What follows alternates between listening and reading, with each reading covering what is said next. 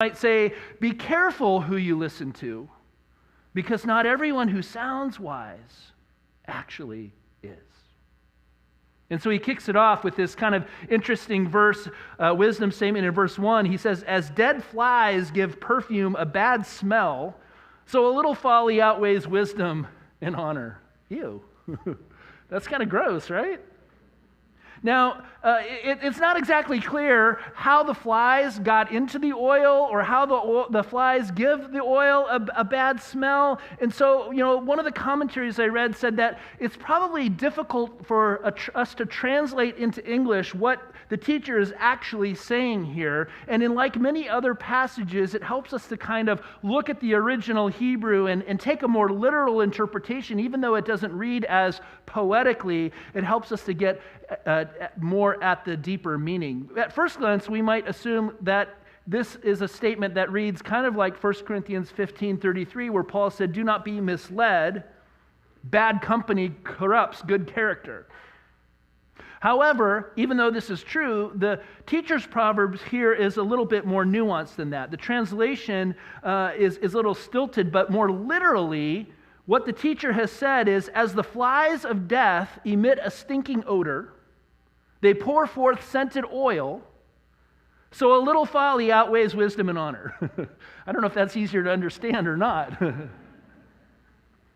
But in the same way that people used scented oil and spices to prepare dead bodies for burial, right? We recognize that in the story of Jesus after he was crucified. And they took his body and they prepared it for burial by anointing it with oil and spices. Those spices were to cover over the stink of death, to cover over the smell that a decaying body starts to emit as it starts to decay. And we know, I don't want to get too graphic, but when a body starts to decay, you start to see maggots, and maggots turn into flies, and so flies are a symbol of death. And so the flies of death suggest that he's talking about a dead body. And he's suggesting that fools pour forth scented oil, or we could take oil to mean speech, a kind of speech that is an attempt to cover over the stink of death, to hide the foolishness of their deceit. And so what they're really doing is they're attempting to fool the people by what they say with their words. Does that make more sense? So too often the teacher is saying the words of fools are what prevail in public discourse. It's too often what we pay attention to as human beings.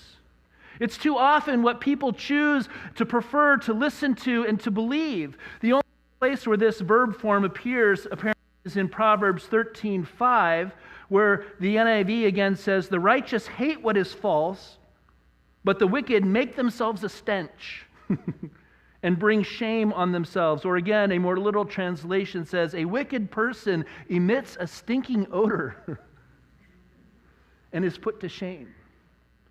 And in many other places in the Old Testament, we can see that oil is often used as a symbol and a reference that refers to wicked and deceitful speech. So he's talking about the words that we use and the speech that we listen to as human beings.